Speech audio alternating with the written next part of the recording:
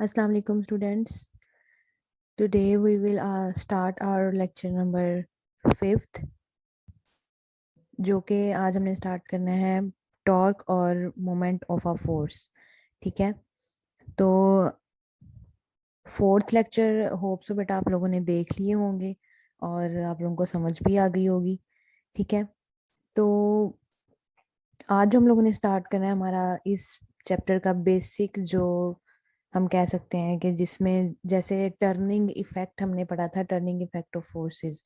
ठीक है, तो उसी तरह से अब जो हमने इसको टॉपिक को स्टार्ट करना है, बेसिकली टर्निंग इफेक्ट किसी भी फोर्स का जो है वो टॉर्क कहलाता है। ठीक है, turning effect of a force is called torque. तो आज जो हमने ये आपको लिखा हुआ नजर आ रहा है टॉर्क और मूवमेंट ऑफ अ फोर्स, ये हम लोगों ने स्टार्ट करना है। अच्छा, ये जब हम देखना स्टार्ट करते हैं टॉर्क जो टर्निंग इफेक्ट है हमें पता चल गया। अब वो कैसे आया है, हमने उस पे कोई ना कोई हमारी फोर्स लगी है तो ही कोई चीज टर्न हुई है। ठीक है, अब ये एक, सामने ही आप लोगों के एग्जांपल देखे हैं, डोर की है। डोर को लगा होता है एक, कोई भी जिसे हम कह सकते हैं हैंडल लगा होता है, उससे हमने खोलना भी होता है, बंद भी करना होता है। इसी तरह से आपके सामने टैप की पिक्चर बनी हुई है। ठीक है, तो अब तो ये टैप्स नहीं होती, लेकिन पहले ऐसी होती थी तो वो खोलते थे। कुछ आप लोगों के घरों में अभी भी लगी होंगी। बताने का मकसद ये है कि मतलब उनका जो है एक एक्सिस होता है जिससे हम उसे, दरमियान का सेंट्रल पॉइंट होता है, हम उसे पकड़ के थोड़ा सा राइट को घुमाते हैं तो वो खुल जाती है, और लेफ्ट को घुमाते हैं तो वो बंद हो जाती है। इसी तरह से हमने पढ़ना स्टार्ट करते हैं। वी ओपन और क्लोज अ डोर बाय पुशिंग और पुलिंग इट। ठीक है, उसको पुश करके पुल करके हम जो है डोर बंद भी कर लेते हैं, खोल भी लेते हैं। हेयर पुश और pull turn the door about its hinge और एक्सिस ऑफ रोटेशन। हिंज क्या होता है, यहाँ पे अगर आप देखें क्लोज हो सके तो आप लोग अपनी बुक साथ खोल लीजिएगा, तो देखें कि यहाँ पे जहाँ दरवाजा लगा होता है इसके साथ एक पॉइंट्स होते हैं। ठीक है, उन्हें उर्दू में बोलते हैं हिंज को कब्जा। यानी कि यहाँ से दरवाजा बंद होता है खुलता है, हमने इसी के बेस पे दो पॉइंट्स लगे होते हैं, तो वो हमें पता चलता है कि यहाँ से दरवाजा खुलता है और बंद होता है। वैसे दरवाजा तो होता ही है, लेकिन हमने उसको कनेक्ट करना होता है किसी दीवार के साथ, तो हम वहाँ पे छोटे छोटे पॉइंट्स के साथ उसको अटैच करते हैं, वो बोलते हैं उसे हिंज। होप सो आप लोगों को इसकी समझ आ गई होगी मैं जो बताना चाह रही हूँ। ठीक है, इनको बोलते हैं एक्सिस ऑफ रोटेशन। इनके दरमियान में गोल सा एक ना बना होता है, जो दरवाजा खोलते हैं तो वो सपोर्ट प्रोवाइड कर रहा होता है।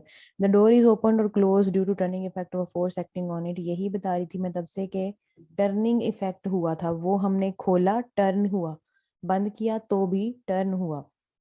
नेक्स्ट जो है रिजिड बॉडी। ठीक है, रिजिड आप लोग लफ्ज इसको देखते ही समझ आ गया होगा, रिजिड मीन बहुत सारे, सख्त जो होता है। तो our body is composed of large number of small particles. If the distance between all pairs of particles of the body do not change by applying a force, then it is called rigid body. अब देखें कि आपको भी पता है कि small particles जो होते हैं वो एक ही नहीं होते, वो काफी सारे होते हैं, और वो काफी सारे मिलके जो हैं वो एक बड़ा ह्यूज पार्टिकल बनाते हैं। तो जब ये जैसे जैसे हम लोग हीटिंग के प्रोसीजर में जाएंगे ना, जब भी कोई हमारे पास चीज सॉलिड फॉर्म में होगी हम उसे हीट अप करेंगे तो वो ऑटोमेटिकली जो है उसके पार्टिकल्स आपस में सेपरेट होना शुरू हो जाएंगे, स्मॉल पार्टिकल्स, और वो चीज जो है गर्म होगी, फैल जाएगी, एक्सपैंड करेगी और उस अपना सरफेस एरिया ले लेगी, वो अलग बात आ जाएगी। लेकिन यहाँ पे जो है कि जब उनके डिस्टेंस जो है पेयर्स में जैसे जैसे जो है वो कम होता जाएगा, अगर वो पार्टिकल अपनी शक्ल चेंज ना करे, ठीक है, तो वो रिजिड बॉडी होगा, यानी हम उसे जो मर्जी कर लें वो नहीं होगा। इसकी एग्जांपल बेस्ट आप लें अगर, तो जो गोल्ड का पार्टिकल है हम उसे अपने हाथ से दबाई जाए, बड़ा सा उसका एक पीस ले लें, हम उसे हाथ से दबाएंगे तो वो नहीं होगा। तो ये इसकी बेस्ट एग्जांपल है रिजिड बॉडी की। ठीक है, in other words a rigid body is one that is not deformed by force और force is acting on it. यानी उसको जितनी मर्जी फोर्स लगा लें वो डीफॉर्म यानी फॉर्म से डीफॉर्म नहीं होगी, अपनी शक्ल से बेशक्ल नहीं होगी, उसको बोलते हैं रिजिड बॉडी। नेक्स्ट जो है axis of rotation. Consider a rigid body rotating about a line. ठीक है, एक रोटेट करने की बॉडी में सलाहियत है, रोटेट मीन गोल घूमने की उसमें सलाहियत है, वो एक लाइन के गिर्द घूम रही है। The particles of body move in circles with their centres all lie in this line. ठीक है, वो भी इसके साथ जो है सेंटर में मूव कर रहे हैं।